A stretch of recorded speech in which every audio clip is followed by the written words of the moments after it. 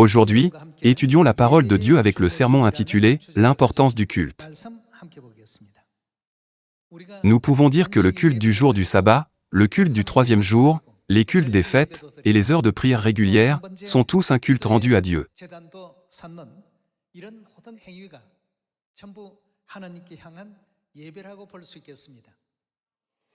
Alors, pourquoi devrions-nous rendre le culte?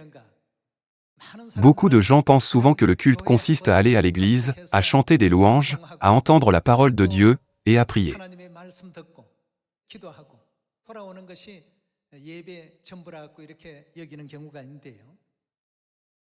Aujourd'hui, prenons le temps de confirmer par la Bible le véritable objectif pour lequel Dieu nous a accordé le culte, et réfléchissons à l'importance de la cérémonie du culte pour nos âmes et dans le monde spirituel.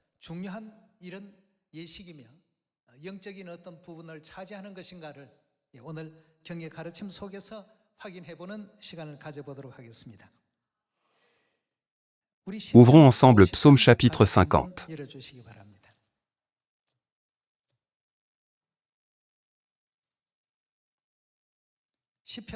Jetons un œil à Psaume 50, verset 1. Psaume d'Asaph. Dieu, l'Éternel, parle et convoque la terre, depuis le soleil levant jusqu'au soleil couchant. De Sion, beauté parfaite, Dieu resplendit. Il vient, notre Dieu, il ne reste pas en silence, devant lui, est un feu dévorant, autour de lui une violente tempête. Il crie vers les cieux en haut, et vers la terre, pour juger son peuple. Rassemblez-moi mes fidèles, qui ont fait alliance avec moi par le sacrifice.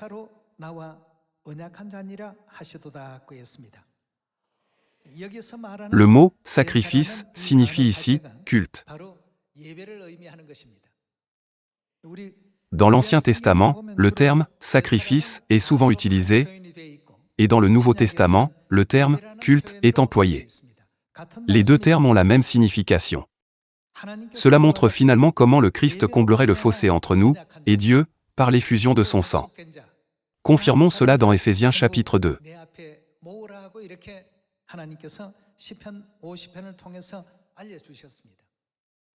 Alors, pourquoi le culte est-il nécessaire, et pourquoi a-t-il commencé au départ? Pour que l'humanité comprenne facilement cela, Dieu explique ce sujet à travers l'histoire du Jardin d'Éden. Il n'y avait pas besoin de culte, avant qu'Adam et Ève ne pêchent en mangeant de l'arbre de la connaissance du bien et du mal. Cependant, après qu'ils ont commis le péché de manger de l'arbre de la connaissance du bien et du mal, Dieu a montré le moyen de rétablir toute la gloire d'Éden, à travers Abel et Caïn, les fils d'Adam et Ève.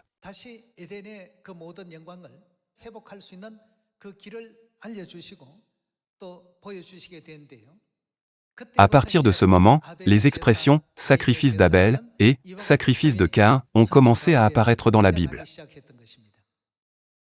En d'autres termes, afin qu'ils puissent rétablir toute la gloire du Jardin d'Éden qu'ils avaient perdu, Dieu a établi le système de culte.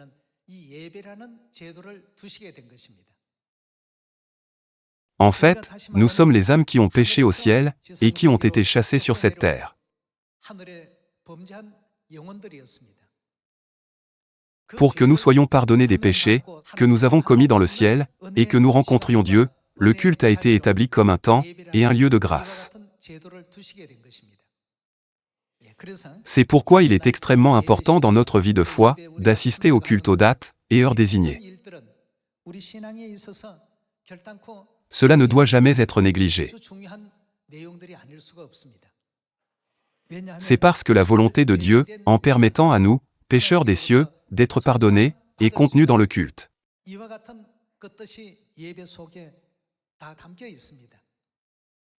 De plus, le culte comporte également la signification de rendre grâce, pour la grâce d'expier nos péchés.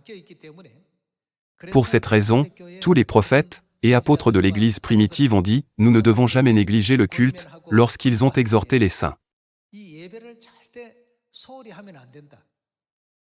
Jetons un œil à Hébreux chapitre 10.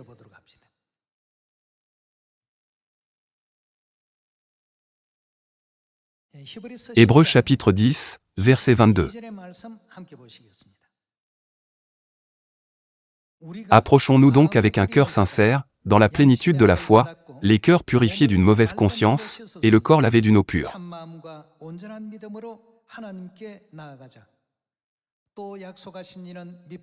Retenons fermement la profession de notre espérance, car celui qui a fait la promesse est fidèle. Veillons les uns sur les autres, pour nous exciter à l'amour et aux bonnes œuvres. N'abandonnons pas notre assemblée, comme c'est la coutume de quelques-uns, mais exhortons-nous réciproquement, et cela d'autant plus que vous voyez s'approcher le jour. En d'autres termes, nous ne devons pas abandonner nos rassemblements pour le culte, comme c'est la coutume de quelques-uns. Au lieu de suivre leur habitude de ne pas assister au culte, nous devons nous encourager les uns les autres et faire tous les efforts possibles pour nous réunir à mesure que nous voyons le jour glorieux de Dieu approcher. C'est la leçon que Hébreux chapitre 10, verset 25 nous enseigne. Par conséquent, le culte revêt une signification très importante. Continuons avec le verset 26. Car, si nous péchons volontairement après avoir reçu la connaissance de la vérité, il ne reste plus de sacrifice pour les péchés, c'est-à-dire qu'il ne reste plus de culte pour les péchés. Mais une attente terrible du jugement, et l'ardeur d'un feu, qui dévorera les rebelles.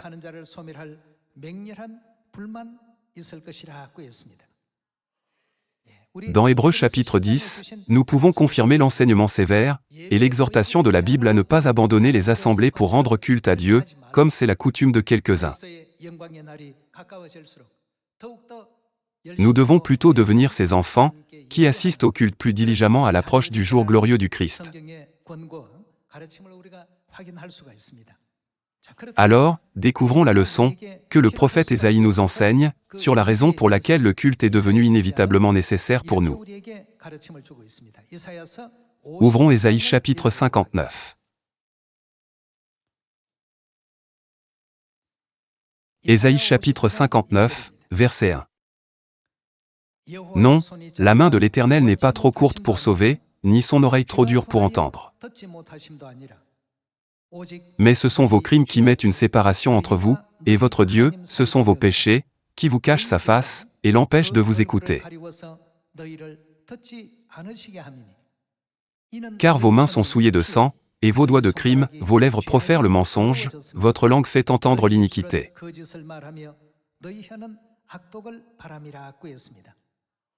Que met une séparation entre nous et Dieu? Nos crimes mettent une séparation entre nous et Dieu. Notre péché a créé un fossé entre Dieu et nous. Notre relation avec Dieu est devenue distante à cause de notre péché. Alors, par quel moyen Dieu a-t-il permis que cet écart soit comblé? C'est par le culte que Dieu a rendu possible l'élimination de cette séparation. Par conséquent, la Bible nous enseigne que durant le culte, Dieu est avec nous. Il nous rencontre également et pardonne tous les péchés que nous avons commis dans le passé.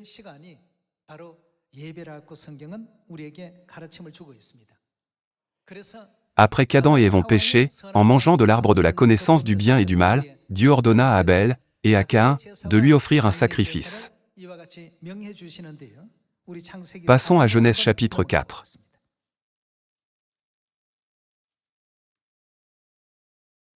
Voyons Genèse chapitre 4, verset 1. Adam connut Ève, sa femme, elle conçut, et enfanta Caïn, et elle dit, « J'ai acquis un homme de par l'Éternel. »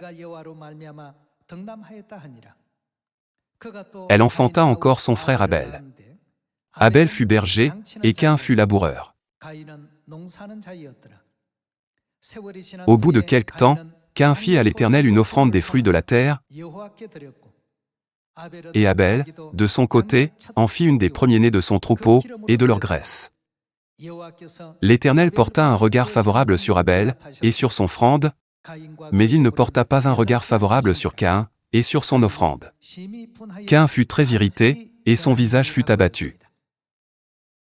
Le sacrifice d'Abel et le sacrifice de Caïn sont mentionnés pour la première fois dans Genèse chapitre 4. Voyons comment l'auteur d'Hébreux a décrit cette scène dans Hébreux chapitre 11. Ouvrons Hébreux chapitre 11.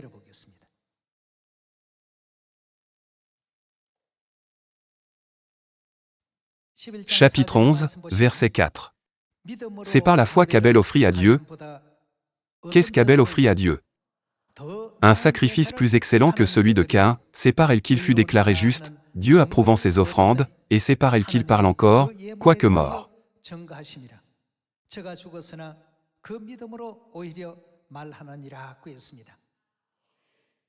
Ici, il est écrit qu'Abel offrit à Dieu un sacrifice plus excellent que celui de Caïn. Caïn offrit des fruits de la terre. Il offrit à Dieu un sacrifice de grain.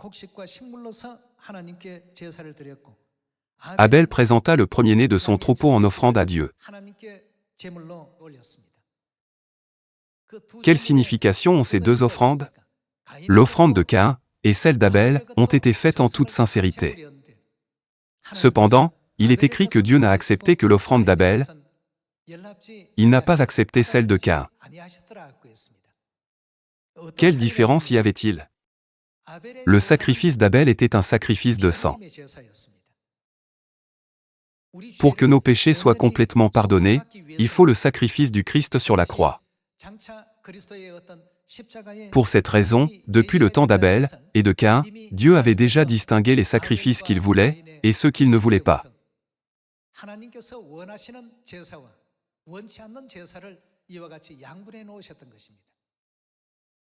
En termes de sincérité, Caïn a mis plus d'efforts dans son offrande.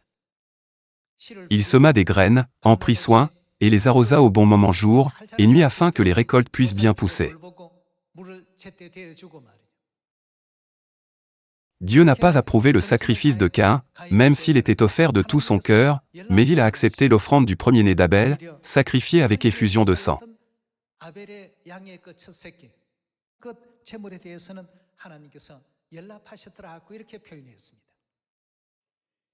Le fait que leurs offrandes soient différentes n'était pas le problème. Tous deux firent de grands efforts dans le sacrifice, mais ce que Dieu voulait, c'était un sacrifice portant la signification du pardon des péchés. Nous pouvons le confirmer à travers les sacrifices d'Abel et de Caïn. Cela montre finalement comment le Christ comblerait le fossé entre nous et Dieu, par l'effusion de son sang. Confirmons cela dans Éphésiens chapitre 2.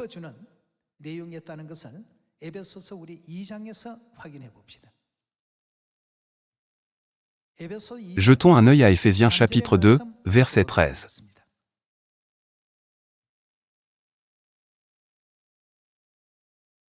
Mais maintenant, en Jésus-Christ, vous qui étiez jadis éloignés, vous avez été rapprochés.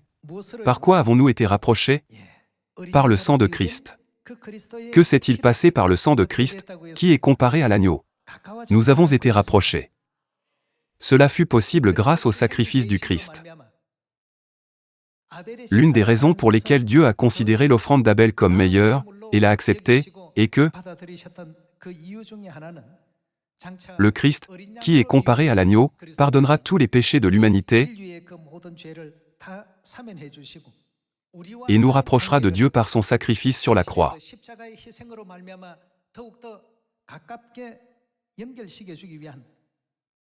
Par conséquent, comme il est écrit dans Éphésiens chapitre 2, verset 13, comment la relation entre Dieu et nous a-t-elle changé? Mais maintenant, en Jésus-Christ, vous qui étiez jadis éloignés, vous avez été rapprochés par le sang de Christ. En termes simples, le sang de Christ joue le rôle de nous rapprocher de Dieu. Continuons avec le verset 13. Mais maintenant, en Jésus-Christ, vous qui étiez jadis éloignés, vous avez été rapprochés par le sang de Christ. Car il est notre paix, lui qui des deux n'en a fait qu'un, et qui a renversé le mur de séparation, l'inimitié, ayant anéanti par sa chair la loi des ordonnances dans ses prescriptions, il a voulu créer en lui-même, avec les deux un seul homme nouveau, en établissant la paix.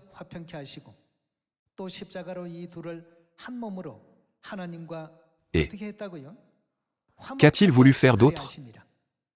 Les réconcilier avec Dieu, l'un et l'autre en un seul corps, par la croix, en détruisant par elle l'inimitié.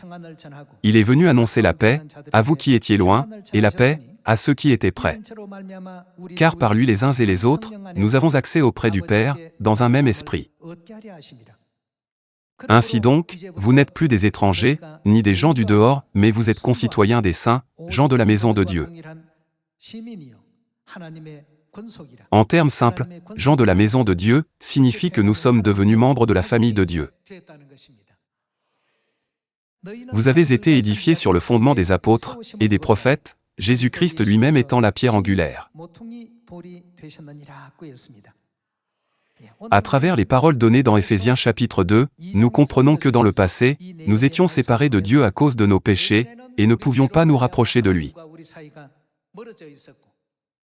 Cependant, maintenant en Jésus-Christ, nous qui étions jadis éloignés, avons été rapprochés par le sang de Christ. Par conséquent, la Bible dit que nous ne sommes plus des étrangers, ni des gens du dehors, mais concitoyens des saints, et membres de la maison de Dieu. En termes simples, gens de la maison de Dieu signifie que nous sommes devenus la famille de Dieu.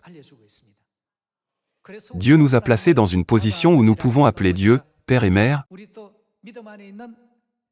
et appeler les frères et sœurs de Sion, qui sont dans la vérité, frères et sœurs.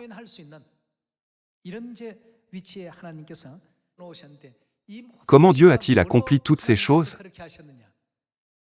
Dieu a accompli toutes ces choses par l'alliance du culte. Certains membres posent des questions sur les termes sacrifice et culte. Certains ne comprennent peut-être pas bien la signification, alors examinons ensemble Exode chapitre 12, verset 23.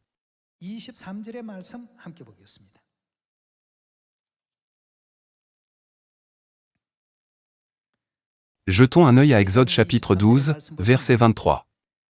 Quand l'Éternel passera pour frapper l'Égypte, et verra le sang sur le linteau, et sur les deux poteaux, l'Éternel passera par-dessus la porte, et il ne permettra pas aux destructeurs d'entrer dans vos maisons pour frapper. Vous observerez cela comme quoi devons-nous observer cela? Une loi pour vous, et pour vos enfants à perpétuité. Quand vous serez entrés dans le pays que l'Éternel vous donnera, selon sa promesse, vous observerez cet usage sacré. Et lorsque vos enfants vous diront, « Que signifie pour vous cet usage ?» Vous répondrez, « C'est. » Qu'est-ce que c'est? Le sacrifice de Pâques en l'honneur de l'Éternel, qui a passé par-dessus les maisons des enfants d'Israël en Égypte, lorsqu'il frappa l'Égypte, et qu'il sauva nos maisons.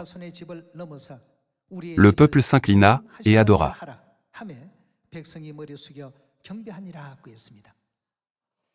Nous célébrons le culte de la Pâque chaque année. Que dit le livre de l'Exode sur le culte de la Pâque? C'est le sacrifice de la Pâque. N'est-ce pas pourquoi Jésus est appelé l'agneau de la Pâque? Même en Égypte, il y a 3500 ans, Dieu a passé au-dessus de toutes les maisons, qui avaient le sang de l'agneau de la Pâque, pour que le désastre ne les touche pas.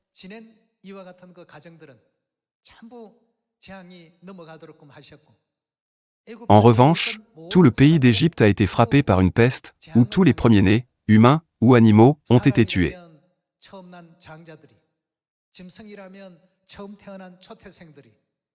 Cet événement horrible, qui a eu lieu il y a environ 3500 ans, est écrit dans la Bible.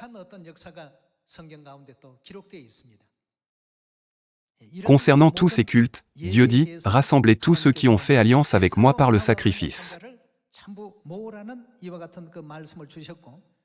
Dieu a qualifié la Pâque de culte et de sacrifice de la Pâque dans Exode chapitre 12.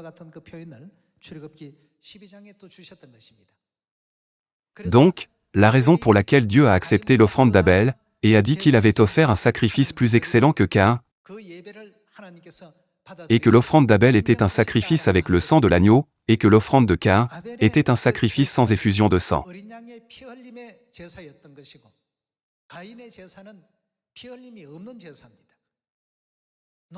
Puisque c'était un sacrifice offert à Dieu par les récoltes, Dieu a considéré l'offrande d'Abel comme meilleure que celle de Caïn.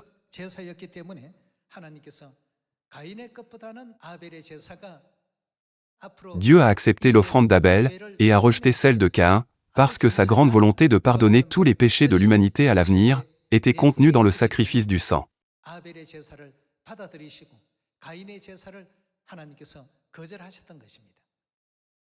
Ce n'est pas parce que Dieu avait une rancœur contre Caïn.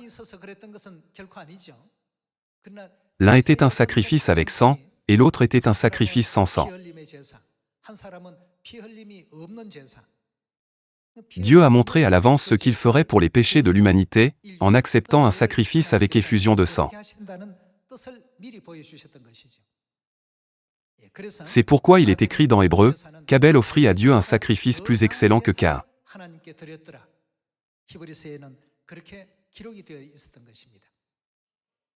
Finalement, lorsque Jésus-Christ est venu sur cette terre en tant qu'agneau de la Pâque,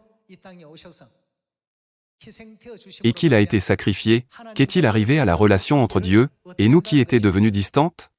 Par son effusion de sang sur la croix, n'a-t-il pas rétabli la relation? Dieu a rétabli la relation et nous a rapprochés.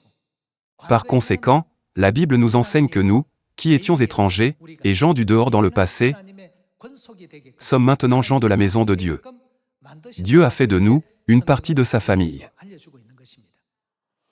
C'est pourquoi le culte est tellement important pour nous. C'est pourquoi Dieu a dit que nous ne devons jamais abandonner notre assemblée pour le culte, comme c'est la coutume de quelques-uns. Dieu ne nous rappelle-t-il pas que nous devons toujours l'adorer, afin de pouvoir être sauvés, de recevoir le pardon des péchés, et de retourner dans notre maison céleste éternelle?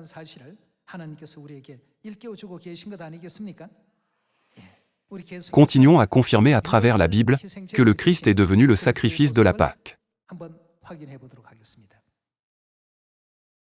Voyons 1 Corinthiens chapitre 5, verset 7.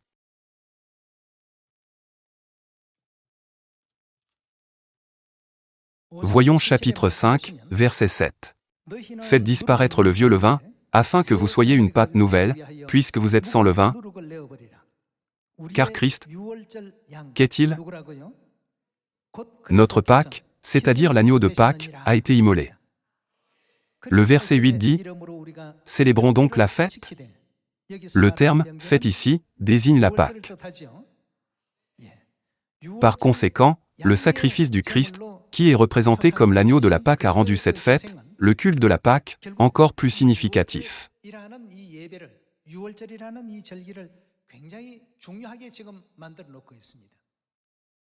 Sans ce sacrifice, pourrions-nous nous rapprocher de Dieu? À cause de nos péchés commis dans le ciel, nous étions destinés à être séparés pour toujours, mais grâce au sacrifice du Christ sur la croix, notre relation avec Dieu s'est rapprochée. Par le passé, nous étions étrangers, nous étions des gens du dehors. Par le passé, nous étions traités comme des invités, mais maintenant, qui sommes-nous devenus en Dieu? Nous sommes devenus gens de la maison de Dieu, c'est-à-dire sa famille. Par conséquent, dès maintenant, nous avons reçu le privilège d'appeler Dieu « Père ». Notre Père qui es aux cieux, que ton nom soit sanctifié. Pour le dire plus simplement, nous sommes qualifiés pour être précisément ceux qui peuvent prier le Notre Père, que Jésus nous a enseigné. Nous seuls pouvons offrir cette prière. Cependant, qu'en était-il dans le passé? Lorsque nous étions ensevelis dans nos péchés, nous étions des étrangers, des gens du dehors et des païens. Cependant, par le sang de Christ, nous nous sommes rapprochés de plus en plus de Dieu. Nous ne sommes plus des étrangers, ni des gens du dehors, mais plutôt des gens de la maison de Dieu. À travers cela, ne pouvons-nous pas confirmer une fois de plus l'importance du culte, qui commémore le sacrifice du Christ et honore son sacrifice?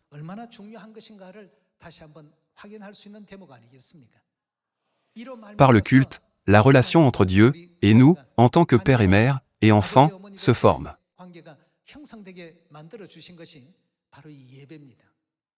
Par conséquent, que signifient les paroles « ne pas abandonner l'assemblée », comme c'est la coutume de quelques-uns? Que devons-nous faire concernant le culte rendu à Dieu? Cela ne veut-il pas dire que nous devons considérer le culte comme important et devenir des enfants rendant un culte à Dieu correctement? De plus, que fera Dieu pour ceux qui ont fait alliance avec lui par le culte? Il est écrit que Dieu va les rassembler. Voyons encore un verset dans Exode chapitre 25.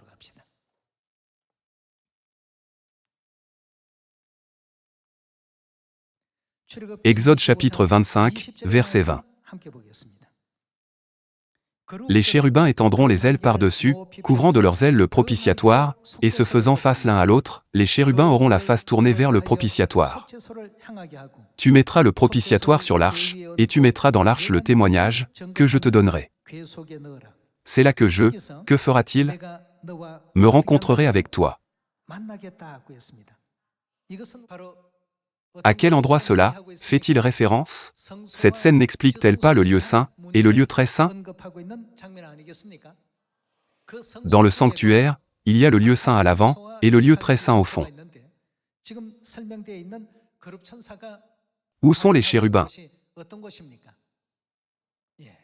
Les chérubins sont dans le lieu très saint, directement au-dessus de l'arche de l'Alliance. Que fait Dieu là-bas? Il promet de nous rencontrer. Quel est ce jour où Dieu nous a permis de le rencontrer, même si nous étions loin de lui? C'est le jour des expiations. Une fois par an, le jour des expiations, le chemin est ouvert pour que le sacrificateur entre dans le lieu très saint, et Dieu dit, c'est là que je me rencontrerai avec toi. Par conséquent, sans sacrifice, c'est-à-dire sans culte, y a-t-il un point de contact entre Dieu et l'humanité? Absolument pas. Par le culte, Dieu nous appelle, nous qui étions éloignés par le péché, et nous rapproche de lui. Par le sacrifice du Christ, par son sang, Dieu nous a accordé les qualifications pour être membres de sa famille. Par conséquent, nous ne devons jamais négliger le culte, que ce soit le culte du jour du sabbat, le culte du troisième jour, ou le culte des fêtes. À travers chaque culte, Dieu écoute attentivement tous nos appels et exauce tous nos désirs. Toute cette œuvre s'accomplit à travers le culte.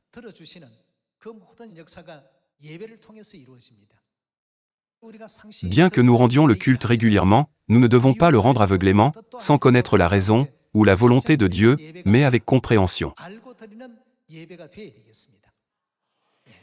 Afin de rendre le culte avec compréhension, nous devons savoir avec précision si le jour du culte que Dieu a promis de nous rencontrer par l'Alliance est le samedi ou le dimanche, et si sa fête fixée est Noël ou la Pâque.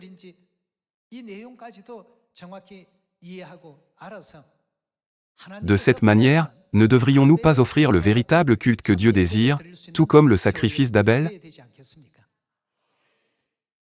D'innombrables personnes dans le monde observent aujourd'hui le culte du dimanche, mais ce sacrifice est-il le même que le sacrifice d'Abel, qui est agréable à Dieu?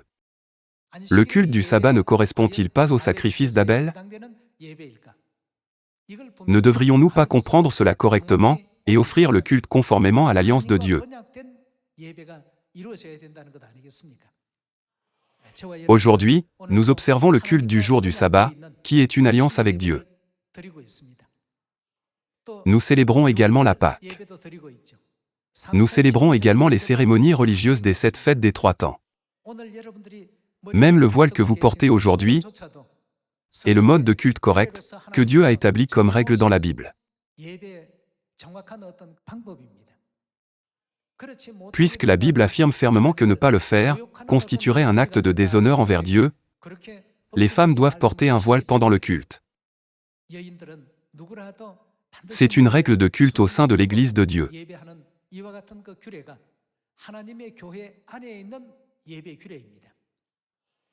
N'est-ce pas une règle de culte observée depuis l'âge apostolique? Je demande à tout le peuple céleste d'être plus fier des règles du culte que nous observons maintenant et de rendre le vrai culte, afin que nous puissions transmettre les enseignements corrects à toutes les églises du monde qui s'égarent. J'aimerais conclure le sermon d'aujourd'hui. Merci beaucoup.